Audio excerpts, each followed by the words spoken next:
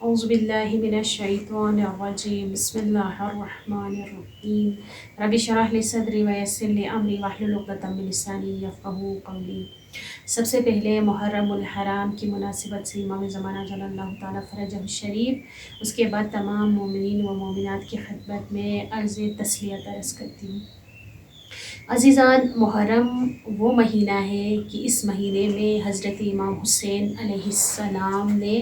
اپنے پورے خاندان کو خداوند عالم کی رضا کے لیے اور خدا کے دین کو بچانے کے لیے قربان کر دیا۔ تو انشاءاللہ یہی کوشش رہیں گے کہ اس محرم کے عشرے میں آپ لوگوں کو ایک حقیقی عزادار کی خصوصیات یا صفات پر روشنی ڈالوں اور بتاؤں کہ ایک حقیقی عزادار ہم کیسے بن سکتے ہیں۔ جسے محرم الحرام کے جو مجالس ہوتے ہیں، جو عزاداری ہوتے ہیں، اس کے بھی کچھ خاص آداب ہے، اس کے بھی کچھ خاص رسومات ہوتے ہیں۔ جب ہم ان آداب پر عمل کریں گے تو ہمارا عزاداری ہوتا ہے وہ ایک حقیقی عزاداری بن جاتے ہیں۔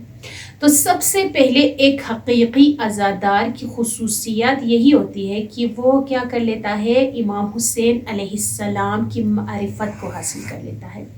وہ اس کوشش میں ہوتا ہے کہ وہ قیام مقصد امام حسینی کو جان لے کہ امام حسین علیہ السلام نے اپنے پورے خاندان کو خدا کے دین کے لیے کیوں قربان کر دیا، ان کے اس قیام کا مقصد کیا تھا، اور امام نے اپنے پورے خاندان کو کربلا کیوں لے کے گئے۔ ان تمام چیزوں کے بارے میں وہ کیا کرتا ہے، جستجو کرتا ہے۔ تو یہی حقیقی عزادار ہے کہ وہ سب سے پہلے امام علیہ السلام کے بارے میں جانتا ہے کہ وہ امام جس کے بارے میں رسول خدا صلی اللہ علیہ وآلہ وسلم نے ارشاد فرمایا تھا کہ حسین منی وانا من الحسین، کہ حسین مجھ سے ہے اور میں حسین سے ہوں۔ یعنی یہاں پر یہ بات تو ہمارے سمجھ میں آ جاتا ہے کہ پیغمبر نے فرمایا کہ حسین مجھ سے ہے، لیکن یہاں پر پیغمبر فرما رہا ہے کہ میں حسین سے ہوں، تو اس کا مطلب، اس کا فلسفہ یہی ہے کہ پیغمبر کے دین کو بچانے والا، پیغمبر کے دین کو آگے پھیلانے والا اور پیغمبر کے سنت پر عمل پیرا ہونے والا واحد ہستی امام حسین علیہ السلام تھے، جنہوں نے اپنے پورے خاندان کو، اپنے اولاد کو، اپنے چھوٹے سے بچے کو بھی کیا ہے، خداوند عالم کے دین کے لیے قربان کر دیا اور رسول اللہ کی سنت کو بچا لیا۔ تو عزیزان، امام حسین علیہ السلام کی اس قربانی کو، اس عظیم قربانی کو سمجھتے ہوئے، امام کے معرفت حاصل کرتے ہوئے ہمیں عزاداری کرنی چاہیے۔ اگر اس زمانے میں لوگوں کو امام حسین علیہ السلام کی معرفت حاصل ہوتے، امام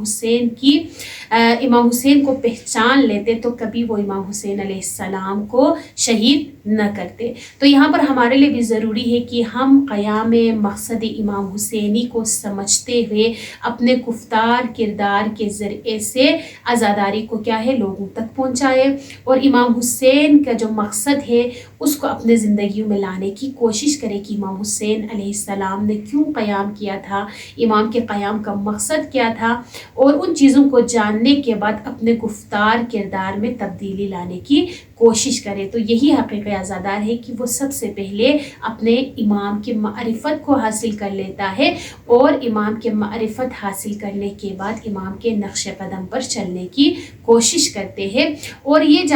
اپنے کردار اور گفتار میں کیا کر لیتا ہے، امام حسین علیہ السلام کے فرامین پر عمل کرتے ہوئے اپنے گفتار اور کردار کو تبدیل کرنے کی کوشش کرتے۔ تو خداوند عالم سے دعا ہے کہ خداوند عالم ہم سب کو حقیقی معنوں میں امام حسین علیہ السلام کی معرفت حاصل کروائے، رحمتک یا ارحم الراحمین۔